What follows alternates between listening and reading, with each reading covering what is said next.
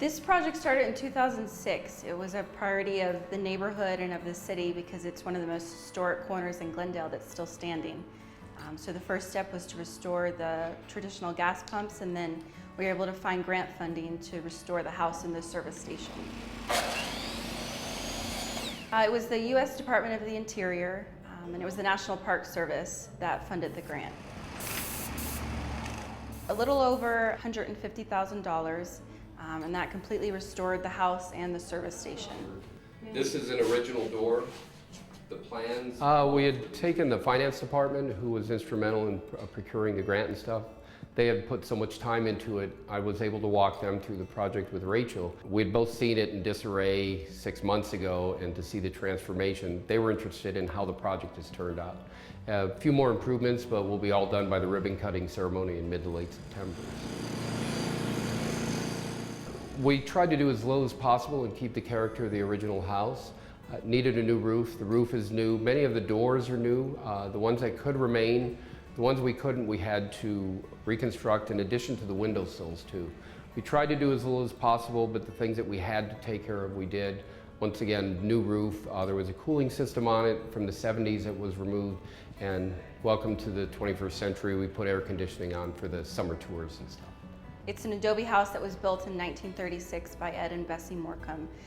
The service station was built in 1930, so if you think of that in context in the U.S.'s history, the car really became popular in the 20s. In 1930, a service station was built, or the first in Glendale, for all of our residents who transitioned from horse to car.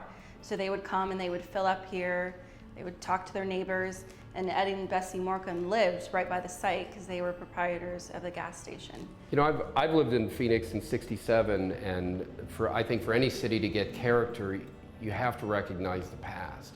And you see so many historic buildings that you remember as a kid being torn down in the name of commercial development and stuff, that it's encouraging to see one structure that was allowed to remain that does have a place in history that I've driven by since 5 years old, and my kids now come by, and now I can point out what this building was and what it looked like before. And I think it adds to the sense of community that you have to remember your past. The transformation has been truly incredible. What's amazing is we've been able to really capture the feel of what it originally looked like almost 80 years ago.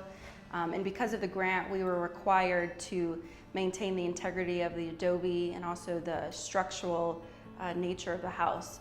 You're right, you can't just come in and say, okay, it's 21st century, let's rip everything out and redo it. So I think you're always cognizant, we would all have to step back and say, what are we trying to do here, and should this be replaced, or can we make what's here work? And in every instance we could stay with the original building product, we certainly did. When you think about it being built in the 1930s, construction techniques were completely different. Didn't have styrofoam, spray insulation, things we all take for granted right now. And when we looked at some of the electrical systems in here, it was literally the wire put into the adobe block. They put the block up, scratched a hole in it, put the wire in there, and re-adobe, put the mud back up. And now it's conduit and code, and all those are there for a reason, but it was remarkable how this was constructed. And through 80 years, very little of that adobe had actually weathered. Easy way to find it is right behind the Napa building, or if they come from Grand Avenue, it would be Orangewood to 61st Avenue and then south, and it runs right into the parking lot outside. So it's a little tricky, but it's certainly well worth the effort.